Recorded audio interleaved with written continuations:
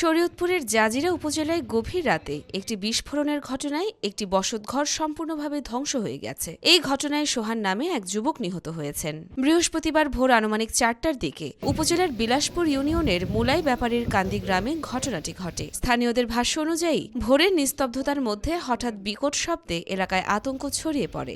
বিস্ফোরণের পর দেখা যায় একটি বসতঘরের দেয়াল ও ছাউনি ক্ষতিগ্রস্ত হয়েছে। পরে ঘটনাস্থলের কাছাকাছি একটি পেঁয়াজের ক্ষেতে এক যুবকের মরদেহ পড়ে থাকতে দেখা যায়। অতিরিক্ত পুলিশ সুপার তানভীর হোসেন জানান, এলাকাটিতে কয়েকদিন ধরেই উত্তেজনাপূর্ণ পরিস্থিতি ছিল। বিস্ফোরণের পর ঘরের ভেতর থেকে কিছু রাসায়নিক দ্রব্য ও সরঞ্জাম উদ্ধার করা হয়েছে। আমরা এখানে আসার পরে যে আলামতগুলো দেখতে পেলাম তাতে দেখা যাচ্ছে যে বিস্ফোরকের আইটেমগুলো আছে এবং আপনারা অলরেডি জানেন যে এখানে দুইটা গোষ্ঠীগত গ্রুপের ভিতরে বিরোধ আছে, যে বিরোধের কারণে হচ্ছে তাদের প্রায় দেখা যায় এই ঘটনাগুলোকে তারা সংঘর্ষের পর্যায়ে নিয়ে যাচ্ছে এবং জনশৃঙ্খলা করতেছে। পুলিশ ধারণা করছে ঘরের ভেতরে কোনো কার্যক্রম চলাকালেই বিস্ফোরণ ঘটতে পারে। মরদেহ উদ্ধার করে ময়নাতদন্তের প্রস্তুতি নেওয়া হচ্ছে। পাশাপাশি ঘটনার প্রকৃত কারণ জানতে তদন্ত শুরু করেছে পুলিশ।